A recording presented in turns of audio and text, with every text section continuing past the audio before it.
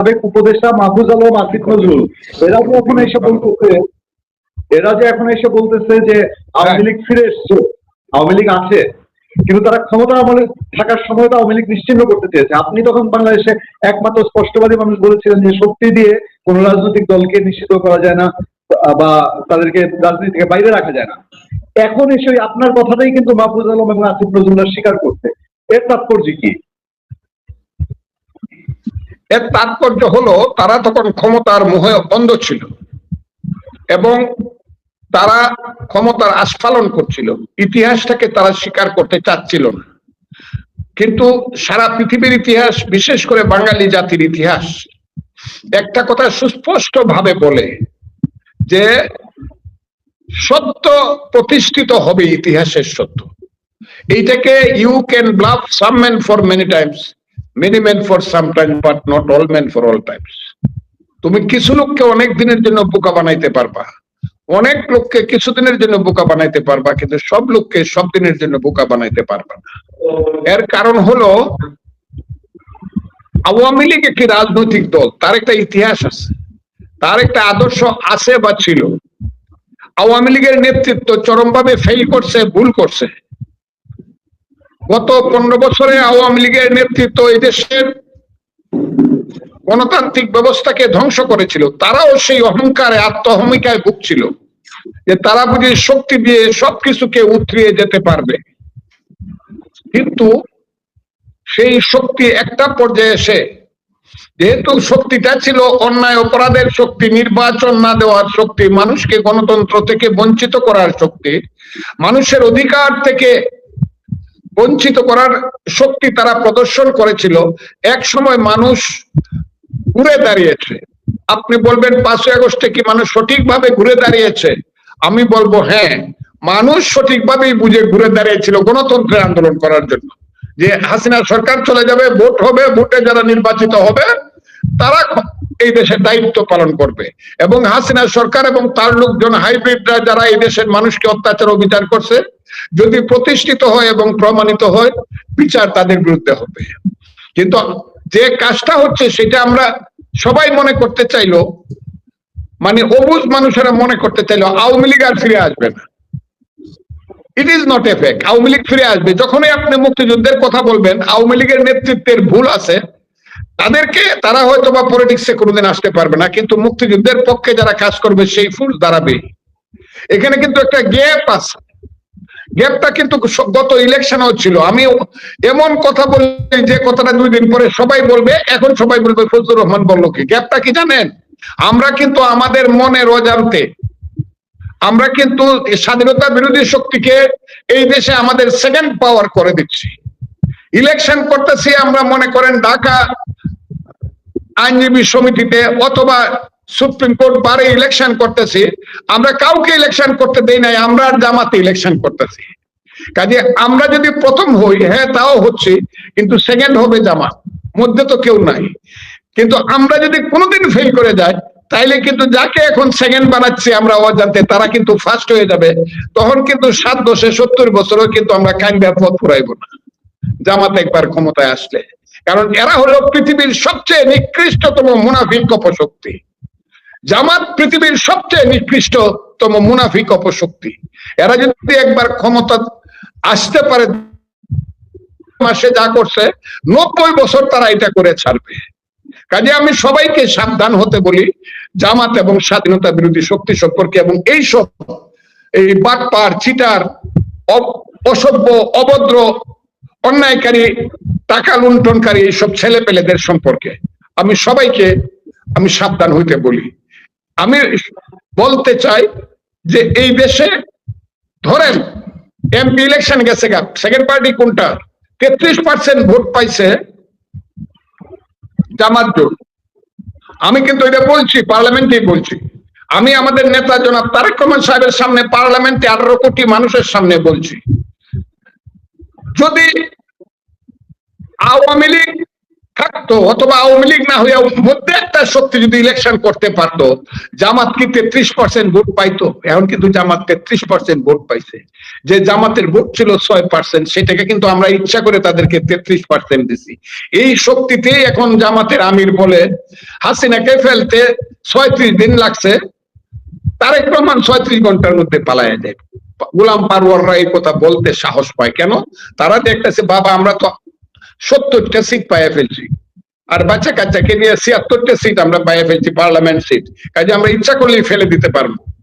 কিন্তু এই ভোটটা যদি তৃতীয় শক্তি থাকতো, তাইলে জামাত কিন্তু ওই 10 বা 15-র মধ্যে আটকে যেত। এই জায়গাতে কিন্তু আমার মনে হচ্ছে একটা মস্ত বড় গ্যাপ থেকে যাচ্ছে রাজনীতির। আমরা ইচ্ছাকৃতভাবে অপশক্তিকে এইখানে সুযোগ করে দিচ্ছি কিনা, এটা আমার মনে কিন্তু প্রশ্ন আছে। যেমন ধরেন ঢাকা সিটি কর্পোরেশনের ইলেকশন, আমার দক্ষিণে মনে করেন একজন বিএনপি দাঁড়াইলো, এখন সালাম সাহেব আছে, হয়তো বা ইশাক আছে, দুইজনের যে কোনো একজন বিএনপি থেকে দাঁড়াইলো, আর এই সব ছেলে পেলেদের একজন কি কি নাম ডাকছে বিপি, এরপরে আরো কে কে দুই একজন, ওই যে আসিফ বুয়া, এরা দাঁড়াইতে চায়। এরা কোন সাহসে দাঁড়ায়? একমাত্র সাহস হইলো যে আমরা ফেল করলেও সেকেন্ড পার্টি হোক, কারণ মধ্যে তো আর কেউ নাই। কিন্তু এখানে যদি মধ্যে কোনো শক্তি ইলেকশন করতে পারে, তারা তৃতীয় নম্বরে যাইবো যে এদের জামানত বাঁচবে না। কিন্তু এদেরকে যদি সুযোগ দেওয়া হয়, মধ্যে কোনো শক্তি না থাকে, তাইলে এরা কিন্তু কন্টেস্ট করবে, এবং বিপজ্জনক অবস্থায় বিভিন্ন মিউনিসিপ্যালিটি ইলেকশন আমাদেরকে করতে হবে, এবং লোকাল ইলেকশন। কথাটা কি আপনি ধরেন উপজেলা ইলেকশনে একজন দাঁড়ালো বিএনপি আর একজন জামাত, তখন তো মানুষ দুই ভাগে ভোট দেব, আর তো মানুষের কোনো চয়েস নাই।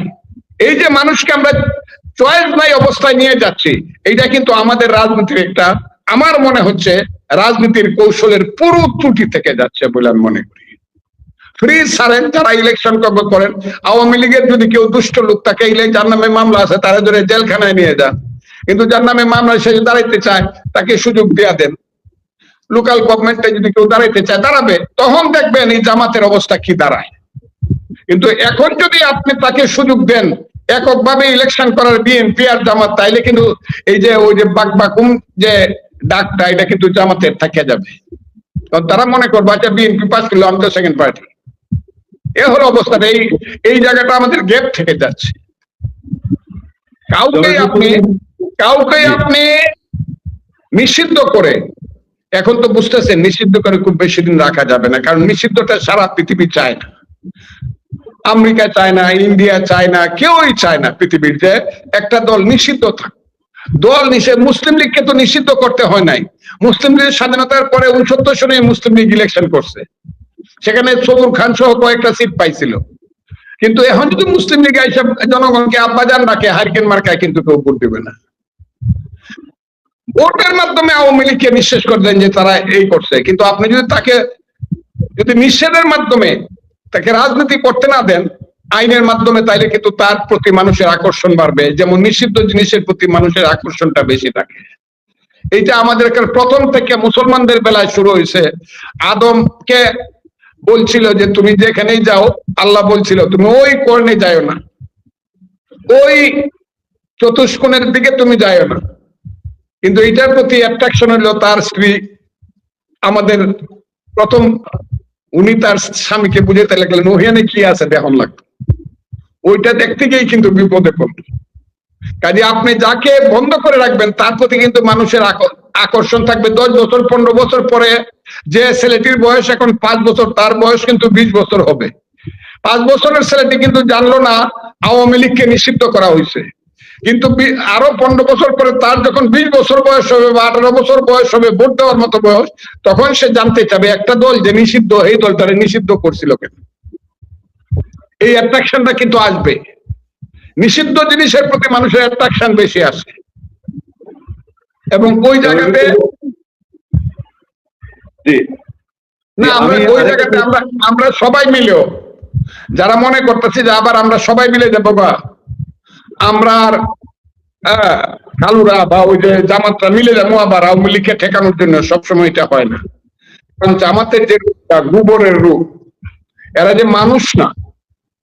এখন যদি একজন আইসা বলে যে তোমার 10 কেজি দুধ আছে, আর আমার কাছে 250 গ্রাম গোবর আছে, কথাটা আমি সবসময় বলি, চলো মিলেমিশে খাই, ওদের মাঝে একটু গোবর মিশাও, আমরা সবাই মিলিয়ে খাই, খাবেন?